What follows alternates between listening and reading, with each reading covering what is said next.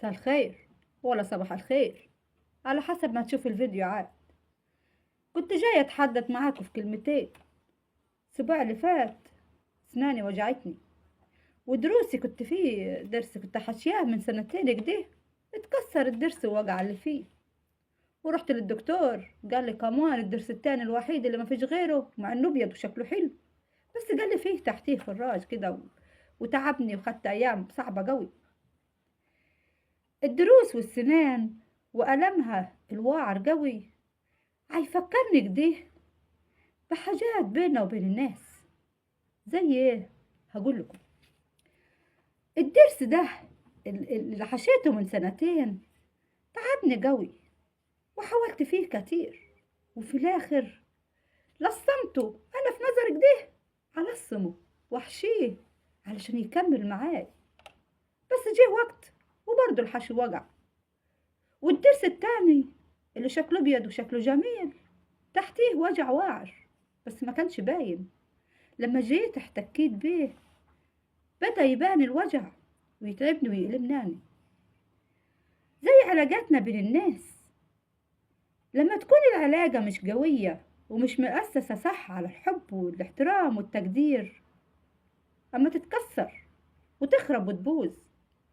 حتى لو حاولت انك تلصمها وتحشيها حاجات وتلصم فيها عشان تكمل وتعيش، بيجي عليها وقت وما بتكملش وتتكسر وتنهار علاقاتنا مع الناس، لأنها مش متأسسة صح.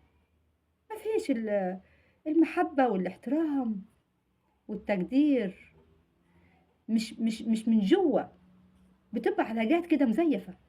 وكمان درس الجميل ده الابيض وباين انه حلو وصحته حلوة، بس تحتيه وجع واعر. قبل ما احتك بيه بدأ يبان. زي العلاقات اللي بيننا وبين الناس انها باينة انها حلوة، والناس باينة انها هتحبك، والعلاقة باينة انها قوية وجميلة وكلها حاجات حلوة، بياض، نية، والكلام الحلو المزوق. لكن في أول خلاف وفي أول احتكاك بينك وبين الناس يبان الوجع وتبان كل حاجة مؤلمة. نفس الحكاية علاقاتنا لو ما كانتش متأسسة صح مش هتكمل، كلها تزييف وكلها حاجات هتبان في وقت الشدة.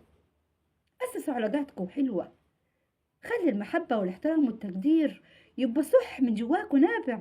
وخليك عارف إن مهما كان تمثيلك على الناس بالمحبة ولا تمثيلك على الناس إنك حد كويس، اللي جواك هيبان.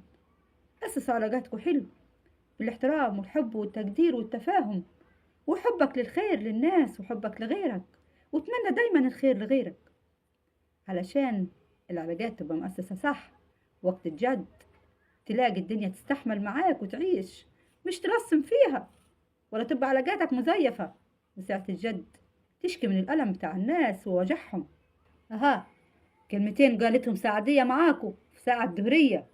خلي بالكم من سنانكم، قصدي خلي بالكم من علاقاتكم، وخلي المحبة هي تبقى أساس عشان تكمل. وخدوا النصيحة دي من خالتكم سعدية. تقعدوا بالعافية. سلام.